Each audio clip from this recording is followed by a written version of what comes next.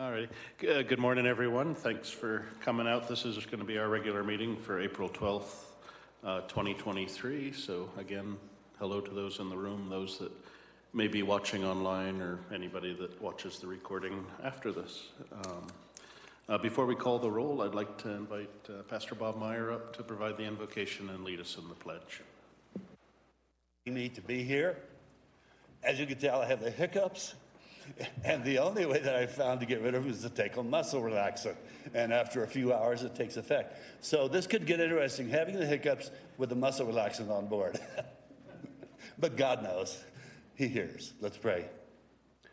Heavenly Father, we worship you today, the Lord of all creation, ruler of the universe, the one who raises up and brings down men and nations. So we bow before you. And we recognize that our efforts only get blessed as we do them in your will. I pray for every person in this room, every person who serves Elbert County, commissioners, law enforcement, fire department, heads of all the departments, who really have as their motivation to protect and serve and enhance the lives of the people of Elbert County. I pray for them. Give them strength. We're living in a world where evil is just so prevalent.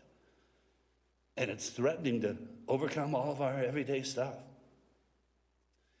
So we ask for wisdom and the courage to stand for what is godly and what is right. We commit this time together with the Board of County Commissioners. Pray that your will be done. In Jesus' name, amen. I pledge allegiance to the flag of the United States of America and to the republic for which it stands, one nation, under God, indivisible, with liberty and justice for all. Thank you, Bob.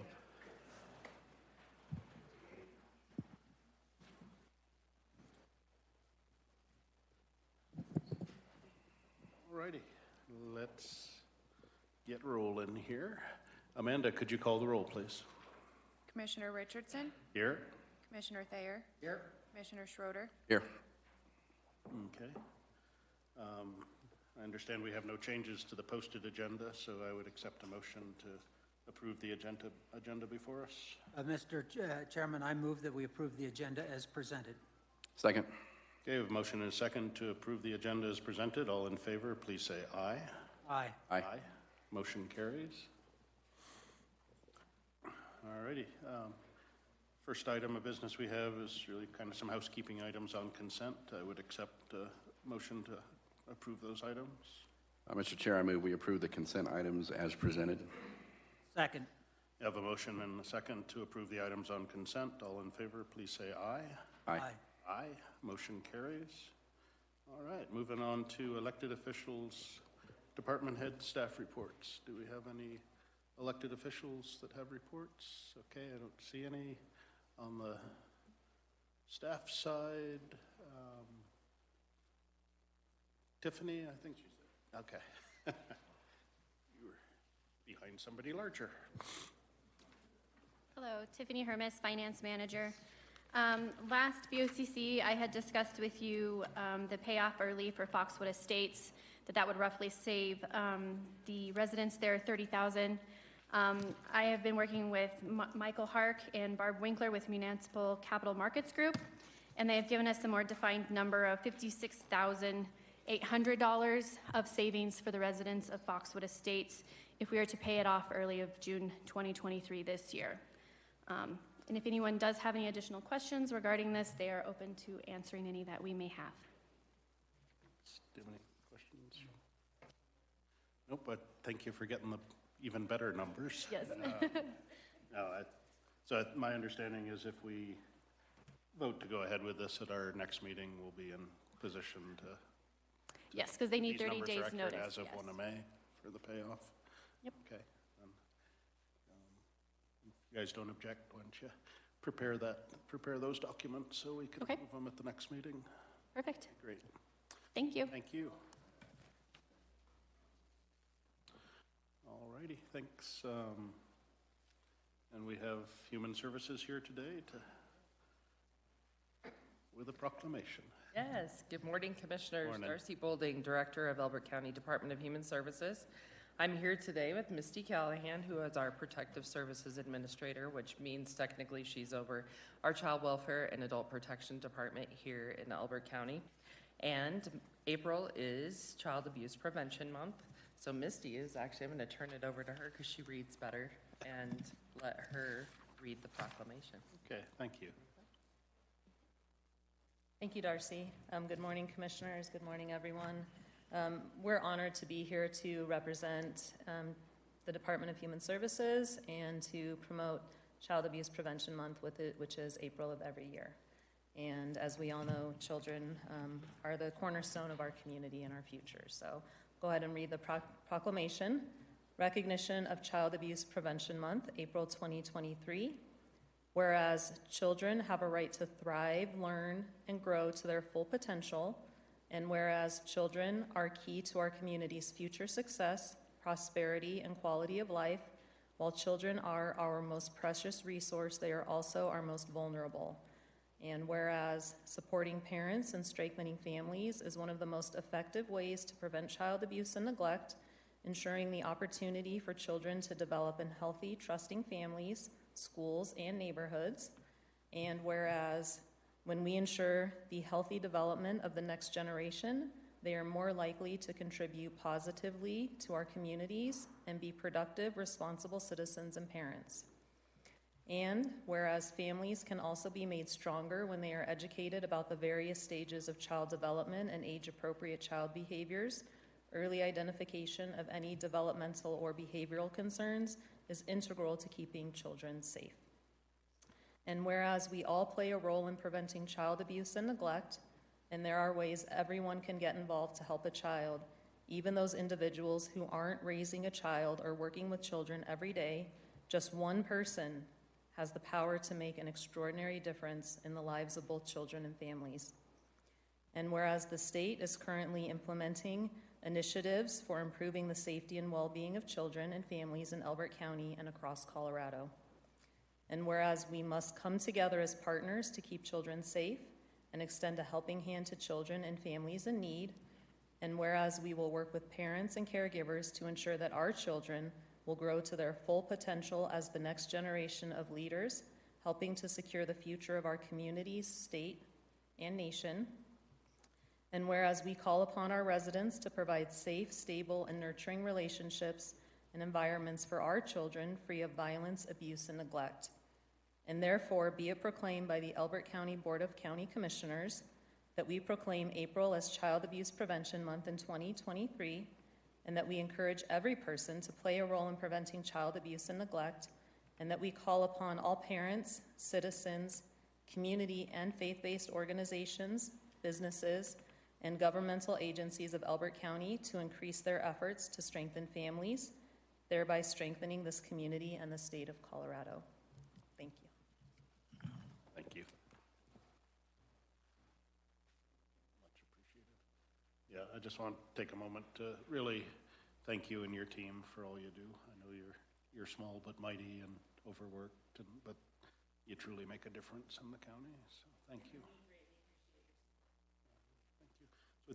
With that, I'd accept a motion to adopt this proclamation. Mr. Chair, I'd like to move we adopt the proclamation declaring April 2023 as Child Abuse Prevention Month. Second. Okay, we have a motion and a second to adopt the proclamation that was just read. All in favor, please say aye. Aye. Aye. Aye. Motion carries.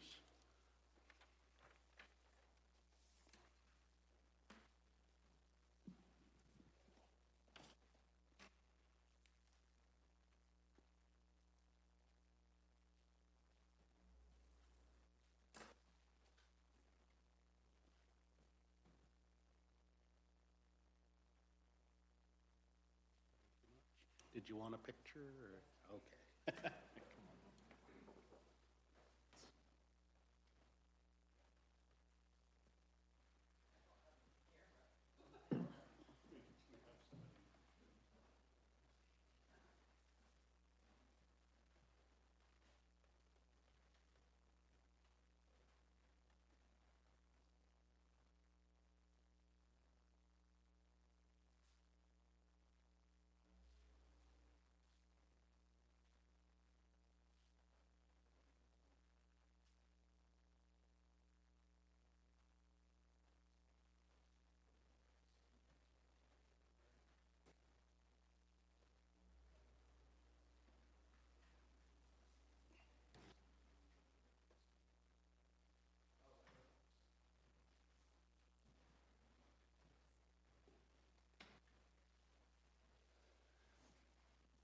Right, could we give them a round of applause?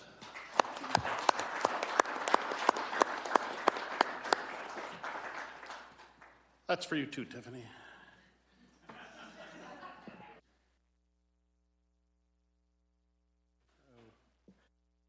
Okay, did we have any other staff that had reports for us? Okay, seeing none, I think most have departed. So, okay. So, open public comment. This is a point in the meeting where folks have information you'd like to provide to us on items that aren't on today's agenda. We'll take those. I think we had a sign-up sheet. There were some folks that had signed up to speak about the XL power line. I'm sorry, I don't have the paper in front of me. So if you like to speak, come on up.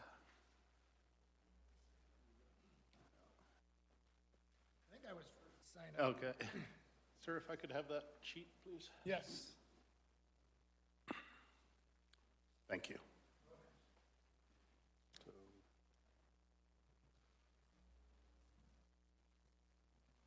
yeah, if you could just give your name and address for the record, and then you have 3 minutes to speak, sir. My name is Bart McTaggart. My address is 39600 Foxtrot Circle in Elizabeth. And I'm here to talk about the liquor license application. If I may, this is for comments on things that are not on the agenda yet. That's coming up and in a hearing, so no, I appreciate that. Sorry, that's what happens when I don't have the list. So, Jerry McKinney. This is Don Gray, 16,000 Highway 86 in Kiowa. I'd like to thank the commissioners for their time they're putting this. Again, I'm speaking for Excel, against Excel. First off, I appreciate you having the county attorney send a letter to Excel. I'd like to know if we got any answers from them speaking to trespassing on property. I've personally had people parked in my driveway, surveying on the driveway. I'll just say I blocked him in so he couldn't leave until we had a conversation. The conversation led to they were moving forward to do LiDAR, radar with helicopters over top of the preferred route. He was doing a dot-to-dot. He started somewhere down south and is working his way all the way up to Fort Collins. My concern is they're moving along and we're sitting here doing nothing. I think their game plan is still the same, whether it's the preferred route or there's one alternate route that they keep throwing out at us, but they're not addressing any of those issues, but yet their contractors are still moving along the preferred route. This guy he was a gentleman. He said, I'm not going to go on your property. He's still within the easement, so he has the right to do that, obviously. But my concern is, as a lot of us are, is they're moving forward, and all of a sudden we're going to get blindsided with what they've done, and they're not giving us any answers to prepare for what they're going to actually do. And I appreciate it if you can give us any response back to whether their attorneys have reached out to us and or any communication with them whatsoever, whether it be a pre-application and how that process will work once they start doing whatever they're going to go through this county somewhere. So whether it be preferred route or one of the alternate routes, they're going to do it. So they're going to have to pull permits at some point. Thank you for your time, and thank you for your service. And we'll address everything that comes up once public comments are complete. Thanks.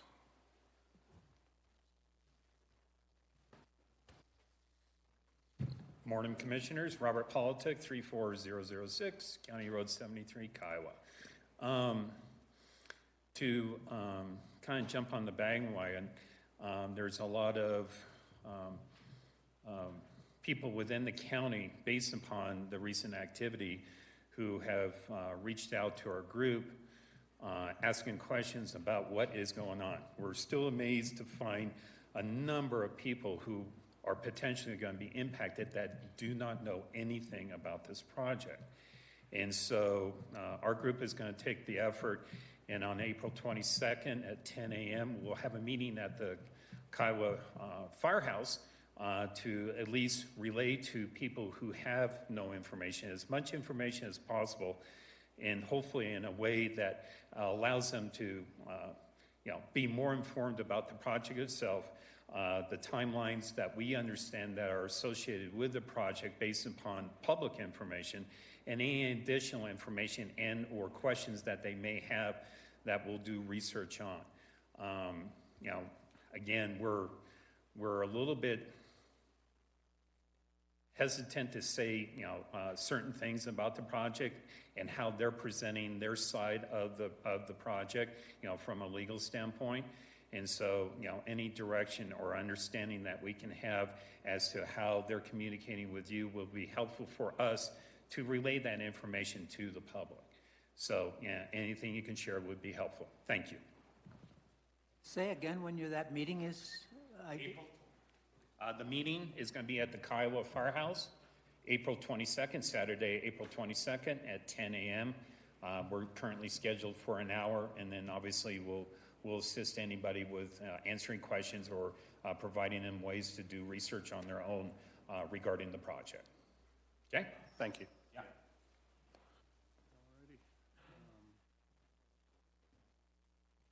Gerald now? Yeah, thank you. Good morning, Commissioners. My name is Gerald McKinney. I reside at 16501 Highway 86, north of the intersection at Freese Road. Thank you for the opportunity to let me speak to this group today. The topic I would like to speak about this morning is the soon-to-be proposed XL power line route through Elbert County. I understand there can be no resolution to this plan that has not been filed yet, and I also understand that some on the board here have expressed they will work within the system to assist the landowners in various ways, and for that I'm grateful. My wife Kathy and I searched for 2 years to find a place where our kids could have horses for 4-H, raise ranch animals, and that we could retire. We thought we found it in Elbert County, just like my neighbors thought they had found their special place too. We wanted a place where our children could build a home also, and they met with their architect last Saturday to discuss the drawings. Core samples for the new house are to be taken soon. They have 4 children. Our other daughter and her husband have 4 children, and they plan to build on the property also. I've been reading information from many sources about the health issues of humans and animals dwelling near high-voltage lines. The data concerning a host of serious issues is concerning, especially in children. It also seems like published data in the official studies is highly politicized. Well, those with agendas create studies to fit their agendas. One thing there seems to be a lot of agreement on is that nothing should be living, working, playing, or grazing within 700 feet of those wires. So if the wires are across the highway on my friend and neighbor's place, the impact is disastrous for Don and Deb. If the lines stay parallel of the highway, that means a little over 600 feet of encroachment of dangerous electromagnetic field on our frontage property. This covers much of the area where the kids play and the animals graze right now. Studies show that we could take a 40 to 60% hit on our property values also. I had my doubts Excel would even take the footage numbers into consideration. I pulled up Google Maps, followed the high power lines that intersect the Kiowa Bennett Road and Lisco Road 34 north of Kiowa. Further east, it turns into Bellevue Avenue. Huge power lines are less than 50 feet from the road. They're also within 100 to 250 feet of residences.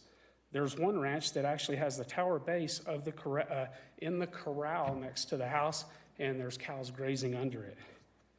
Something several of us on Highway 86 share is the pride of living in historic homes. Don and Deb's place is an original homestead on a ranch that encompasses the cliffs that overlook Wiedemeyer Road. Those homes are respected by their owners and should be preserved. My parents went through a similar situation in Texas in the 90s. It was a disaster for the landowners and the neighbors alike. I can address those experiences in future meetings. I'll end with this. Excel purposely chose not to take an expected route that is already occupied with large electrical easements, which would have caused much less harm to people and animals. Instead, they pushed through their advertised preferred route. They will be adding more windmills, solar farms, and filling those spaces in with the current route. The beautiful Palmer Divide area as well as the rest of Elbert County, will forever be changed into a polluted view of towers and red lights, Commissioners have 3 minutes. just like those that flash at night over the hill towards Lyman. Thank you. Thank you, sir. Okay. That I know there's 3 other people that had signed up to talk regarding the liquor licensing for the patch. That will be taken up in a bit in the meeting, but is there any other public comment on this or other topics? Sir. Yeah, my name's Chuck Hughes, 19753 Wiedemeyer Road in the Bijou Basin. And thanks for the chance to talk here. I've stood here a lot of times talking about the specific Elbert County ramifications, which we've had other people talk about today. I'd like to offer a point of view on the macro level of this. The world needs a lot of energy. But thankfully energy sources are varied. And wind has a litany of downsides that tend to get swept under the rug and not talked about much. But I've read a lot about it, and as Grant knows, I'm an aspiring cattleman. I've only been at it for 25 years, hoping to learn a little bit. Interesting article today out of Idaho about cattle and the introduction of wolves. And one thing I've learned about cattle is they're sensitive to pressure. And this article is about wolf pressure on cattle in Idaho that changes their behavior. And we've also read how these power lines has a negative effect on any living thing, especially cattle. Cattle like things nice and peaceful, don't like to be pressured. And the traffic, the construction, the maintenance, and the electromagnetic interference, is that the right term, is huge on cattle. And there's a lot of anecdotal information about the negative impacts on cattle. And I think our county is an agricultural county, basically. And we need to be the bread basket, the meat basket of the region. And it's going to degrade our ability to provide food, to enjoy our lives. And there's just too many alternatives with fewer downsides to the wind. And I kind of like my solar panels on my well, but the solar panels can be much closer to town, in town. They don't want those wind generators swooshing around, but neither do we. So I would, again, reiterate that I'm against these power lines, not because we don't need the energy, not because town doesn't need the energy, but because there's too many alternatives to do that to America. And it is a worldwide issue. My heritage is from Wales. The Welsh hate the wind generators off the North Shore of Wales in the Irish Sea. It's a worldwide issue that there are better alternatives to the way it's being forced on us now. Thank you. Thank you. Okay, do we have anybody else? Okay, so seeing none, I'll close open public comment. The questions earlier, we have not received an application or request for a pre-application at this point. The letter that the county attorney sent to XL's attorney was received. She acknowledged it, said it had been passed on. I think noted some changes on their website that seemed to indicate that they were reacting to it. Earlier this week,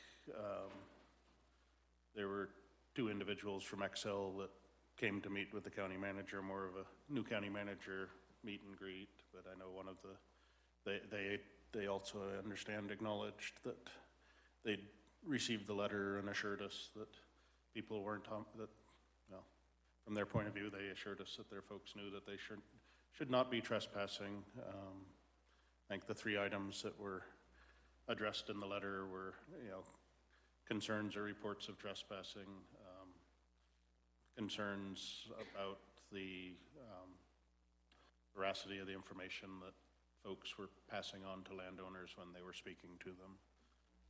And then thirdly, that there were still, even with all the outreach that Excel had done, same point that Robert brought up, there's a lot of people that don't know this is happening. So,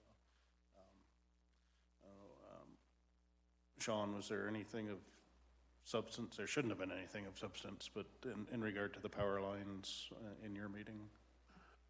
No, I think you covered all the points. Did they indicate when they plan to make application, or is it still just pending out there? I think the dates are still pending out there.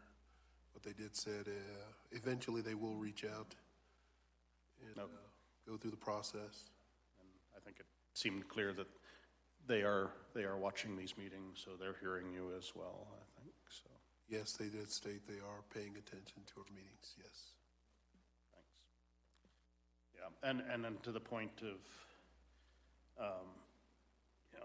as a board, we're tasked with hearing applications that come before us and providing a full and fair hearing to all that are involved. So absent an application, there isn't much activity on this side of the table that can happen or should happen. I mean, I think the awareness a couple of years ago when postcards started going out regarding potential projects of this nature is what spurred the entire effort to get our 1041 regulations updated, so we would be prepared to just have the tools to respond and make sure that every aspect of an application like this was examined as it came forward. So that kind of puts us where we're at this point. We can't say yes or no to something we haven't seen yet. We know what their preferred route is, but it doesn't become a route until it's an approved route. I think we've talked through this before, but generally the process is they make application. If we deny it, they can appeal to the PUC. If we approve it, the people can appeal to the PUC. There's a lengthy appeal process that starts with the PUC and could go through the courts regardless of a decision made on this side of the table. So my suspicion is we're certainly, based on what was published originally, they're behind their original timelines. So, and I believe that has a lot to do with land acquisition at this point. But that's about all I can say. Is there anything you'd like to add?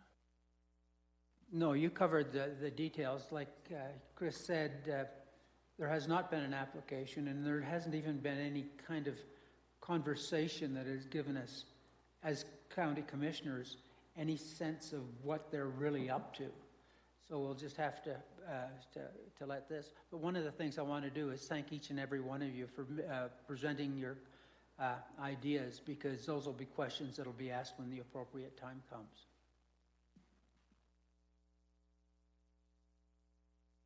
And that was kind of one, all the issues that are raised do help us shape and really staff to, really shape what's being asked for information-wise, so we can ensure if and when we get to actual hearings that all the issues that have been raised are addressed and in a way that we can make a decision on them. So I said it's, I think, frustrating on all sides to know something is coming but not know exactly what it is. Just I guess one other just kind of ground truth is the PUC has determined that there is a statewide need for this project, and they designated a corridor for the routing. That's what the PUC has approved. I know some folks have said that what they're hearing is more definitive, or the route is approved. The route is not approved because that would happen here. And everybody has their preferences, so we'll see what comes of that. But so with that, we'll close public comment for now,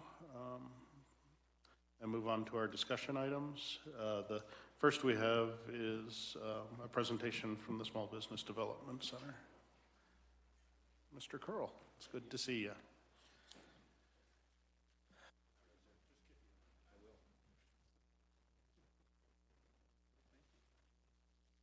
Good morning, Commissioners and the Elbert County residents and public. I'm Craig Curl. I'm the business consultant for the East Colorado SBDC Small Business Development Center, and we're going to make a presentation today to you on our activities and our interest in the county. Could I ask your permission to have Mr. Dettenreiter give you some of our handout material for the presentation today? Absolutely. Thank you.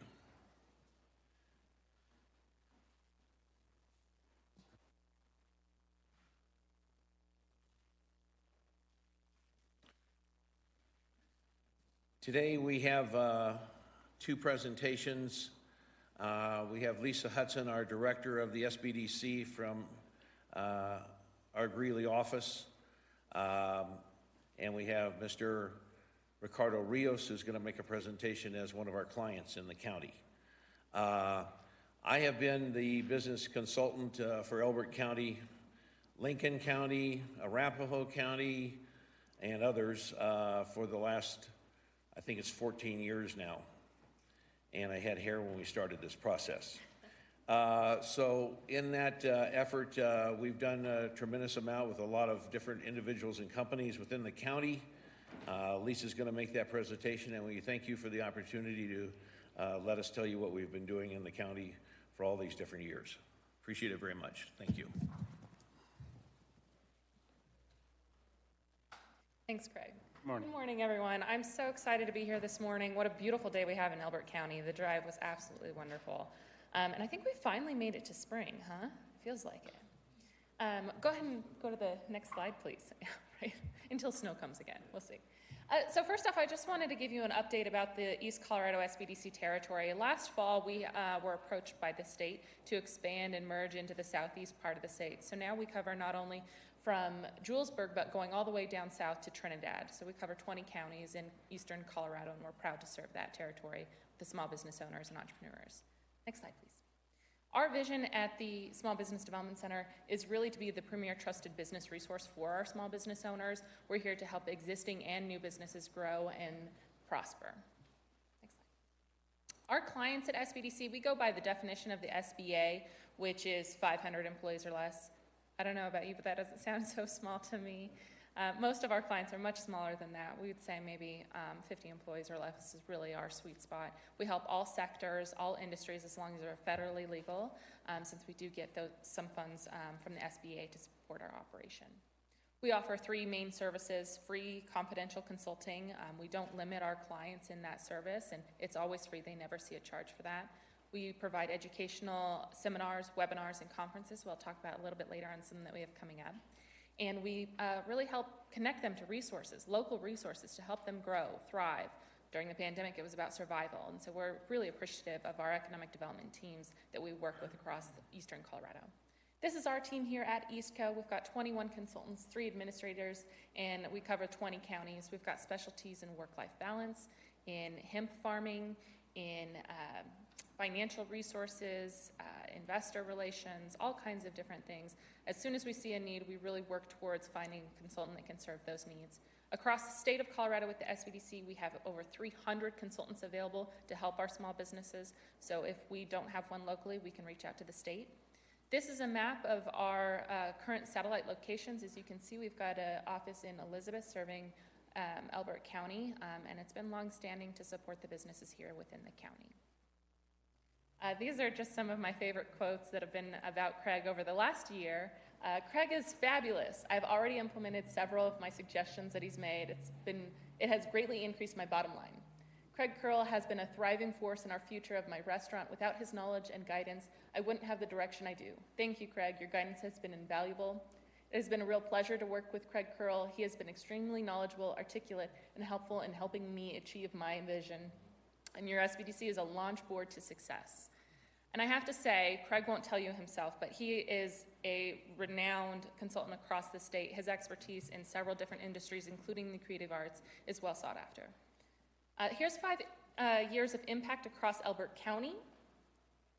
We've served 125 clients, $12.3 million of sales increase year over year, 3,300 hours of consulting with clients, 90 full-time jobs created and retained. It could be a mixture of part-time and full-time, but that represents a full amount.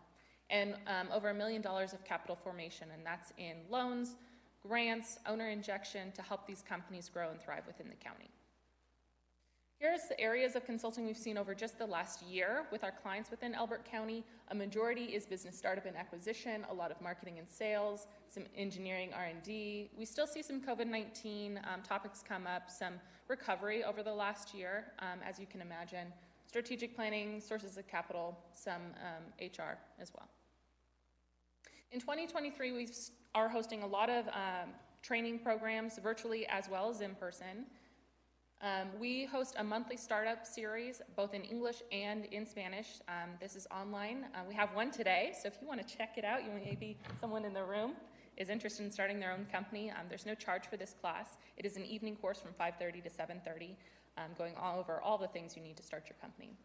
We have an event coming up partnered with CDOT about civil rights and labor compliance on May 1st. This will be hybrid, so we'll be having it in person in Greeley, and we'll have an online join option. It's a great opportunity to learn all about those compliance issues. Startup Strong is a new pilot program we launched this year. We hope to host one in person here in Elbert County in Q3. It's an all-day event on a Saturday where people come and they learn how to really start their business in one day. We help them register their business, get their EIN, connect with local resources, and write a business plan all in one day. So it's been a great success. We held our first one in Fort Morgan in January, and we had 17 businesses start that day. So it was really a great opportunity. Some of our specialty programs that we host here at East Coast SBDC include the continuing education for childcare. We have 2 flagship programs, one for brick and mortar and one for in-home childcare businesses. This is supported by the Early Childhood Council at the state office, so it does count towards their professional development credit hours that they need every year. We started a financial boot camp last year. At the end of the year, we sold out that class. We hosted another one in January. We sold out that class. We'll hold another one again later this year. Business for Your Creative Arts is on April 27th and 29th, held by yours truly, Craig Curl, in the back of the room.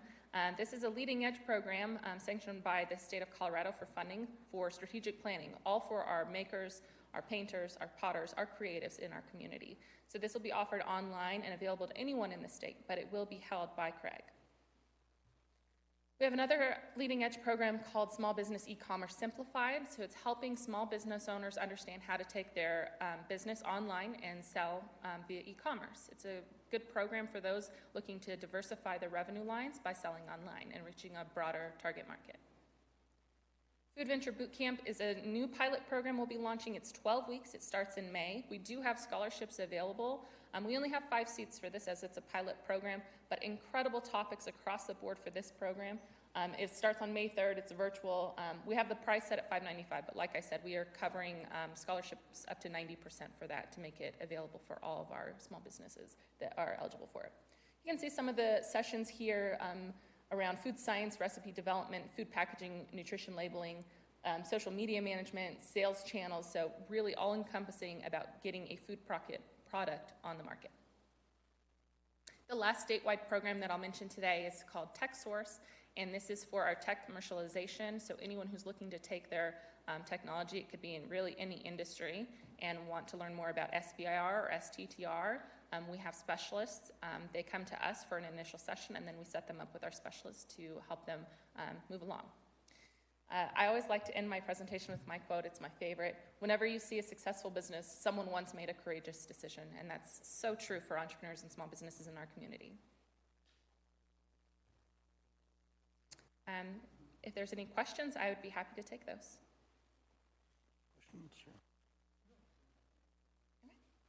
Just curiosity, how do you reach out to people that are interested in starting a business if they don't know that these programs are available? How does that communication take place? That's a really good question. So we do some online advertising through Google, through our social media channels. We host events locally to attract people to the events to learn more about what we offer. We are very reliant on our referrals, so we make relationships with our lenders in town. Typically, if someone's wanting to start a business, they'll need funding, so they'll go to their local lender, and then they come to us so we can help prepare them to get that funding. Craig also does a lot of outreach within the community, at chambers, at libraries. I'm sure you've seen him around town, but we really work to make relationships so we can get those referrals in. So the consults are free for the prospective new business owners, how do you all get your funding? That's a great question. So I get a base grant from the SBA, but it only covers about a third of my budget. So I have to go out and fundraise the rest, and I really rely on our communities to support our services. Thank you. Okay. I'll go ahead and have Craig come up and introduce our client. Okay, thank you. The commissioners, a couple of things I wanted to bring up that in our numbers, one of the issues that we have that we sometimes get to include in those numbers in the impact is that in Elbert County, we have many residents that live on the west side that have a mailing address in Elbert County, but their businesses are all in Douglas County area, live here, go out, do the business over there. So we don't get to count those all the time, like many of these restaurants. I have some restaurants over there that do $3 and $5 and $8 million, and one group that's based, lives in Elbert County, but is registered with the Secretary of State in another county, and so they do about 14 or 15 million per year. So that's one of the things I'd like to see us change. It's only been since 2013, I think we've been working to do that, but it hasn't taken effect. So we'd like to tell you that we really do a lot more, but we're not able to present that to you today. So one of the guests that we have today is Ricardo Rios. He has B2B Solutions. He's one of our clients in Elbert County. I've asked him to come today to explain what we've done for him and how his business operations work. Are there any questions for me before we finish off? Not a question, Okay, but a thank you. Oh, thank you. Ricardo, please.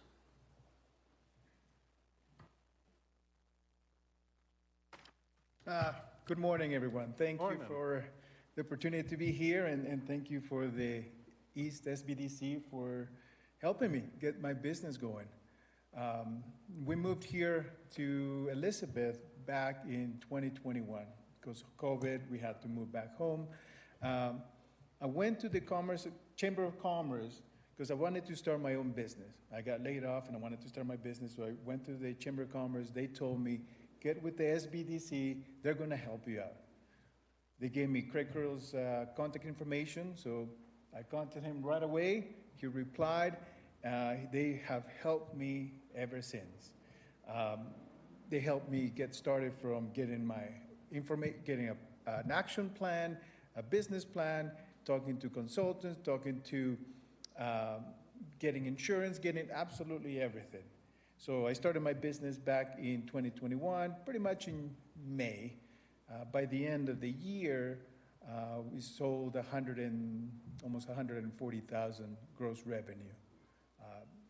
Last year, we did 361,000, and this year to date, we're about 290. Again, every way they have helped me in so many ways, and I'm so grateful with the Prairie Development. They have helped me get funding for my business. We secured some large projects, and they were able to help me out. And as a small business owner, cash flow it's a big deal. But one of the things that we do, everybody should have received a capability statement. It explains what we do. So our main business is procurement. So we do sales products. We work with over 300 manufacturers. Our website, we display over 40,000 products, but we have access to over 200,000. One of the things is our main objective is to find solutions to problems. We had a company in northern Pennsylvania that had issues with power. So I found a great solution, which I think is something that could be, I envision having some sort of manufacturing here in Elbert County in the near future. What it is mobile solar generators with energy storage, so batteries. So the units, so I partner up with the manufacturer out in North Carolina. So everything is made in the US, everything is assembled in North Carolina, but what I have exclusive rights for the Rockies. So these units are mobile. There are 10 different sizes of generators, and they don't need any infrastructure. All you do is put it in place, turn it on, and you can monitor the unit through your phone. It can power up a small home, a large home, depending what size you get. But what I envision is, if everything works out, is to have an assembly line here in the Rockies, because everything is put together in North Carolina. We could put that together here in Elbert County and service Colorado, Nevada, the Rockies, pretty much, Utah. Also, we have mobile solar electric vehicle charging stations. Again, you don't need any infrastructure. It only takes one parking space, and you can charge 7 vehicles at the same time. So we can sell them and we can rent them as well. So I want to see what I have to do to get that process started here and making Elbert County a green county. Anyway, we just wanted to keep it short. I'm sure you guys have other stuff to do. Any questions for me?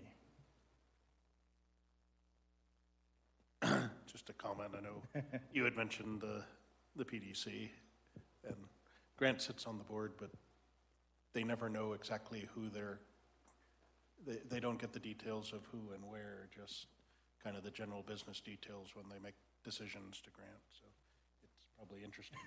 It is, but when the first application comes before PDC, I said, okay, I know Ricardo. I'll bet you it's him. And I asked Candace, is this Ricardo? And she said,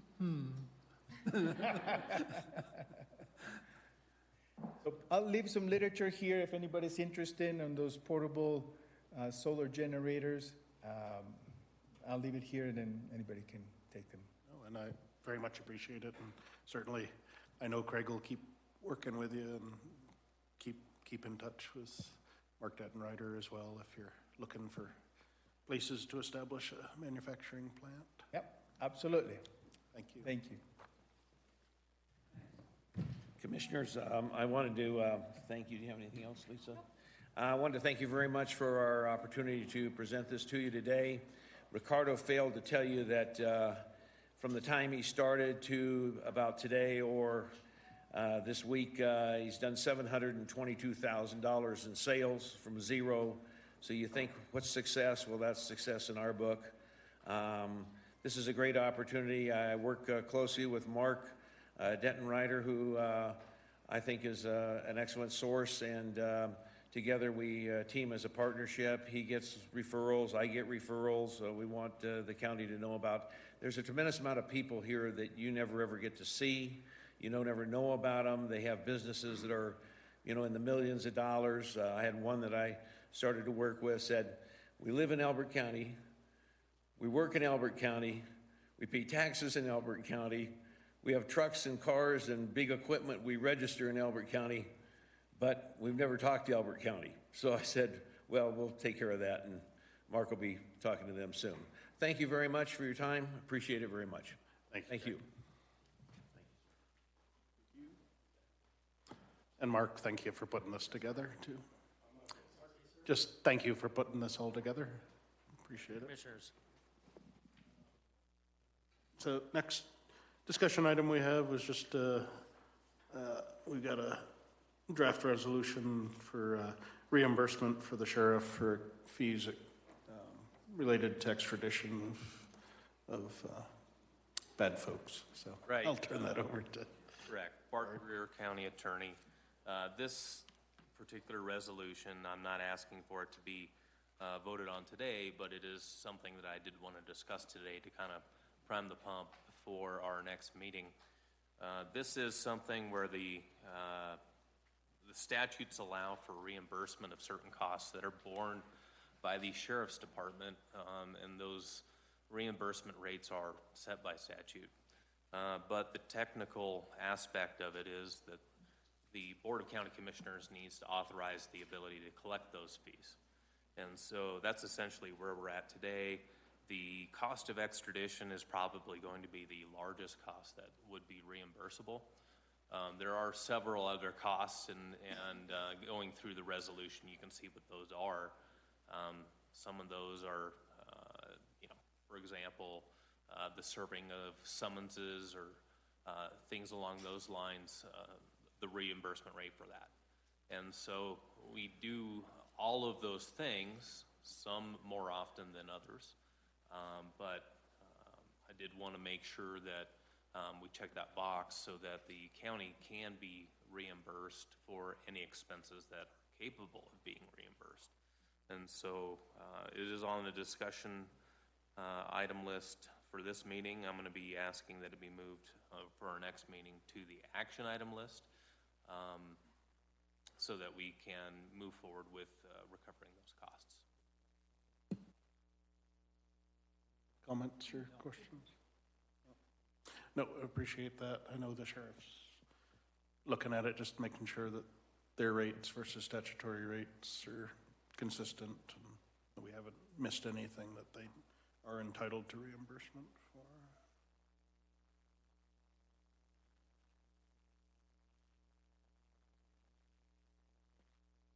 Alrighty, thanks. Okay. Moving on to action items. The first item we have is actually a public hearing to consider a liquor license for the Patch in Elizabeth. Before we get into any meat of this, we have to open the hearing, so I would accept a motion. Mr. Chairman, I move that we open the public hearing for the new liquor license for the Patch in Elizabeth. I'll second that. We have a motion and a second to open public hearing. All in favor, please say aye. Aye. Aye. Motion carries. So we're in public hearing. Understand? Yeah, yes, Mr. Chair, I'd just like to, at this point, recuse myself from any discussion and decisions with the Patch, as I've had a long-lasting relationship with the principals and the applicant, and my best interest of all parties if I am recused from this. Thank you for recognizing that conflict. I would ask that you depart while we conduct the hearing.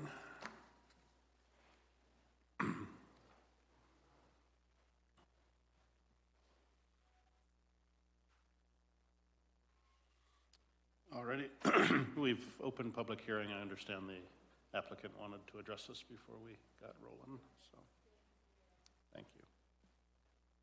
Good morning, members of the board. Thanks for having us here today. My name's Rebecca Spence. I'm an attorney appearing here today on... Ma'am, I'm hard of hearing. Can you get the mic a little closer to you?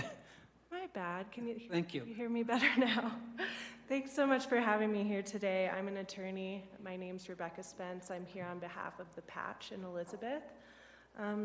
Today, we've heard some awesome presentations about small businesses, and we're very excited to continue forward with this hearing, but today we would like to ask for a continuance of the hearing to May 25th or whenever the board sees fit. Obviously, we hope to open in September, so sometime before then would be great. But that is our formal request here today, and I'm happy to answer any questions that you might have about it.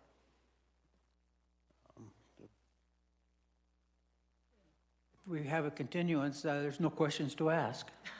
Great. Thank you. Yeah, if I could just confirm. The 24th, I believe, is our second meeting in May, if that works in the scheduling. I believe that's correct, and Okay. that would be our preference, but Okay. Yeah, obviously open to whatever works for you guys. Okay. No, I appreciate that. So we've got a request for a continuance to the 24th of May, 2023. I guess I'd accept a motion to continue. Mr. Chairman, to that date. I move that we continue the public hearing for the new liquor license for the Patch in Elizabeth to a date specific, May 24th, 2023. Alrighty, I'll second that. So we have a motion and a second to continue. All in favor, please say aye. Aye. Aye. Motion carries, so we will continue to the 24th of May, and I'll accept a motion to close public hearing at this time. Mr. Chairman, I move we close public hearing on the new liquor license for the Patch in Elizabeth. I'll second that. We have a motion and a second to close public hearing at this time. All in favor, please say aye. Aye. Aye. Motion carries. Thank you, ma'am. Commissioner, Yes. Commissioner, Yes. can we specify, like, the time as well? 9 a.m. on the 24th. Thank you. Yeah.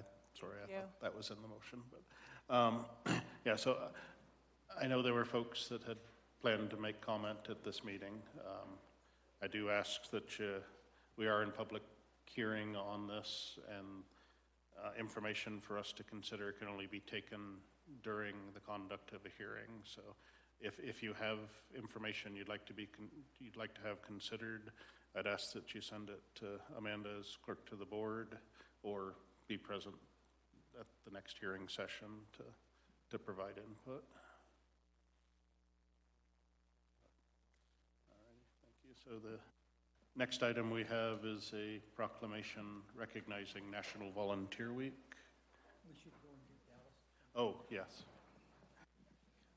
The brief recess while we get our third commissioner back. Thank you.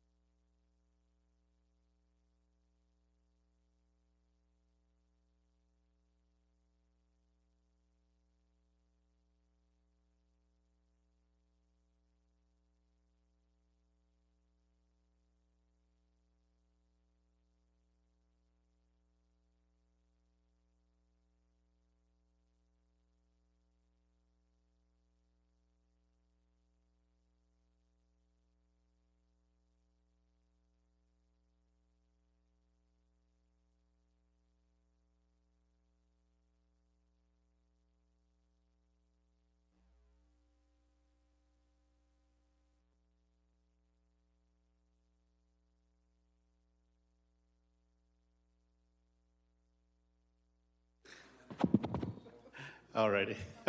We're going to come back out of, yeah, if you want to stay for the meeting, that's great. If not, thank you.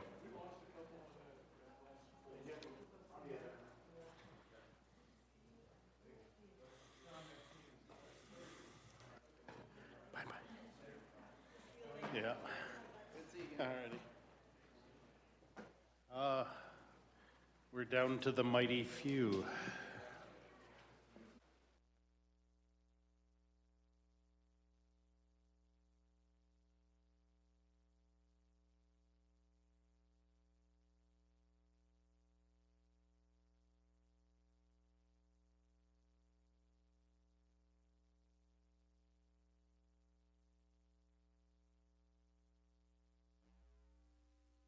Okay. Hey, all righty. So it is 10:03. We're back from our recess. The board is fully formed. Do we have to call roll again? No? Okay, good. So the next item we have is just consideration of a proclamation recognizing National Volunteer Week. Sean, could you read the proclamation? Yes. Recognition of the annual National Volunteer Week, April 16th through the 22nd, 2023. Whereas the week of April 16th to 22nd has been designated National Volunteer Week by President Richard Nixon in 1974 to recognize the hard work, dedication, and passion of volunteers throughout, and whereas many gave their time, which is a testament to the compassion and generosity of the American spirit, and whereas Elbert County recognizes its valued volunteers, providing countless hours of community services and emergencies, Sheriff's Department, County Fair, emergency management, and community and development services throughout the year, and whereas Elbert County believes that government, nonprofit organizations, and individuals stand together to meet our citizens' needs, and whereas the county is committed to encouraging volunteerism throughout the community, county, and nationwide. Therefore, be it proclaimed by the Elbert County Board of County Commissioners that we do hereby officially recognize and designate April 16th to the 22nd as National Volunteer Week in Elbert County, and sincerely thank all Elbert County volunteers for their contribution. Thank you. Do you have a motion to adopt the proclamation? Mr. Chair, I'd like to move to adopt the proclamation in recognition of the annual National Volunteer Week, April 16 to the 22nd, 2023. Second. Okay, we have a motion and a second to adopt the proclamation as it was read. All in favor, please say aye. Aye. Aye. Motion carries. I know this is coming up next week, but yeah, the county really couldn't operate without folks like the volunteers on the Planning Commission, posse, those that work in the EOC. I know we have folks that serve on boards supporting human services. I know I'm probably going to leave some folks out, but it's just, there's a variety of volunteer positions across the county that really keep us connected to our citizens. The Noxious Weed Control Board, there's probably many other examples. So I do think just in this next week, if we can get this proclamation out to all the sections and departments that host or support our volunteers and ask them to pass along our thanks for what they do, I think it'd be much appreciated. Anything on, Just fair board as well. Oh, thank you. Add that in. See, I know, that's the risk when you start listing people, that you forget some. Yeah, our 4-H parents, man, I'm going to stop because then I will certainly leave just one person out. Alrighty, so moving on, we have consideration of the minutes from our March 22nd meeting. I'd accept a motion. Mr. Chairman, I move we approve the March 22nd, 2023 minutes as written and dispense with the reading of those minutes. Second. I have a motion and a second to adopt the minutes as presented and dispense with the reading. All in favor, please say aye. Aye. Aye. Aye. Motion carries. All righty, that completes our action items for today. Just for our next agenda, we should have for action the resolutions for payoff of Foxwood Estates. We had a request from county manager and HR to revisit the BOCC HR policy and allow authority over that to move down to the county manager level, which I think's appropriate now that we have somebody in place. And then for action, the resolution on SO reimbursements. Is there any other items that you can? Alrighty, so that gets us going. We do have one hearing before us for land use this afternoon. It's a consideration of an EDZ site plan for Kelty Harbison Construction. We will hold that at 1 p.m. in this room. So there's no other business this morning. It's 10:08. We're in recess and we'll reconvene, as I said, at this location at 1 p.m. for land use. Thanks.